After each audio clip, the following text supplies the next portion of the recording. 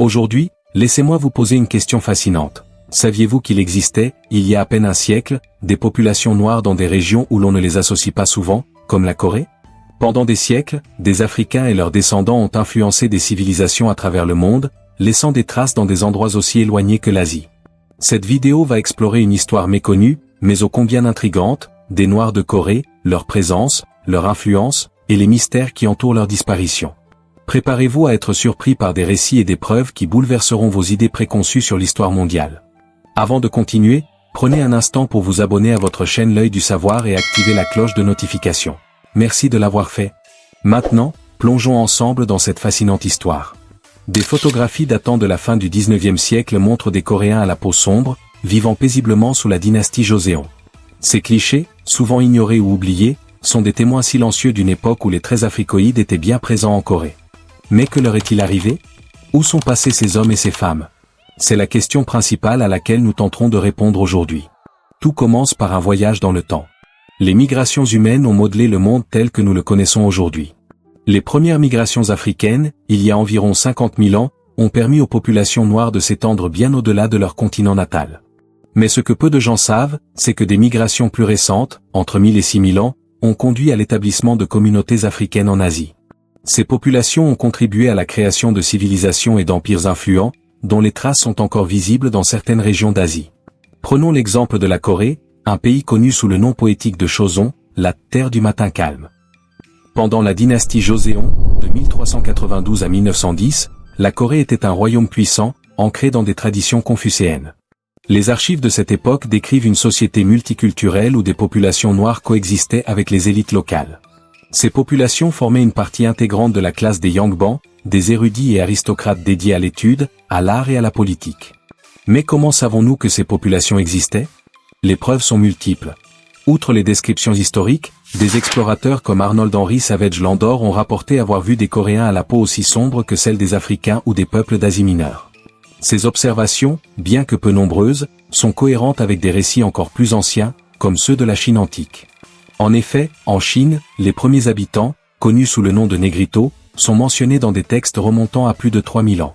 Les dynasties Shang et Zhou, fondatrices de la civilisation chinoise, étaient influencées par ces populations noires, dont les contributions culturelles et scientifiques ont marqué l'histoire. Mais revenons à la Corée. Les photographies prises entre 1895 et 1935 montrent une diversité ethnique fascinante. Des villages entiers abritaient des populations à la peau sombre, vivant en harmonie avec leurs voisins. Ces images, bien que rares, sont une preuve irréfutable de leur présence. Pourtant, lorsque vous visitez la Corée aujourd'hui, ces populations semblent avoir disparu. Pourquoi? Ont-elles été assimilées? Ont-elles été victimes de discrimination ou de conflits?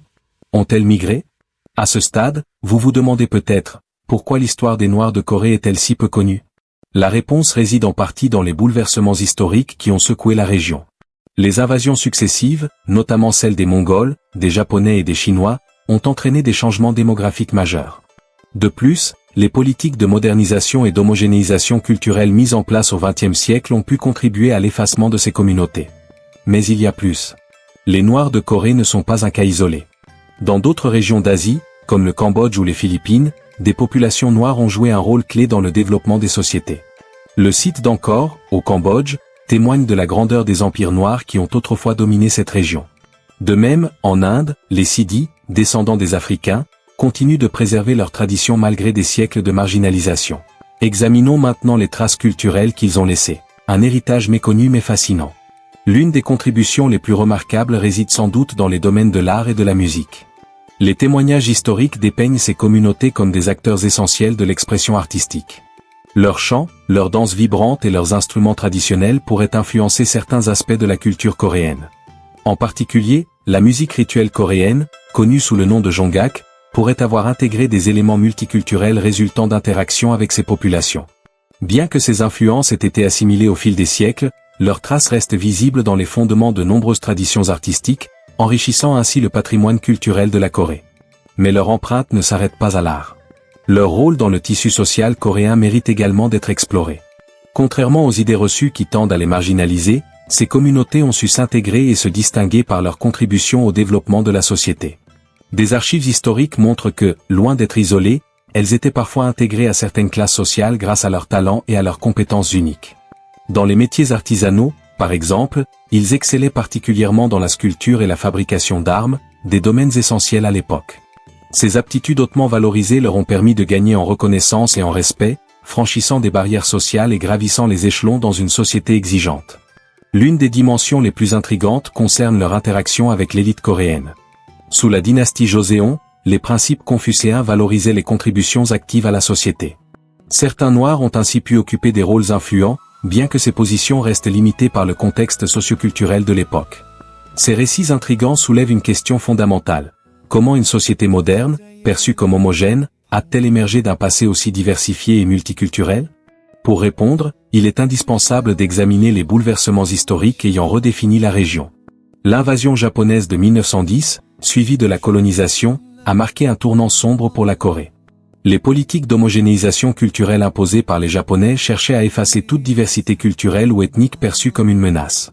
Comme d'autres minorités, les Noirs de Corée ont été contraints à l'assimilation ou à l'exil.